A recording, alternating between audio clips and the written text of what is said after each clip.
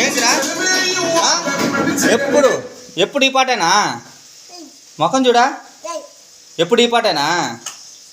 దెబ్బ పడద్ది ఎప్పుడు ఈ పాటేనా వేరే పాటలా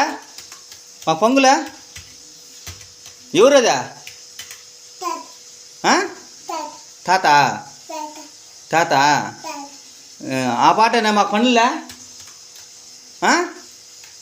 మాకు పనులు లేంట చెప్పు మాకు పనులు లేదంట వదులు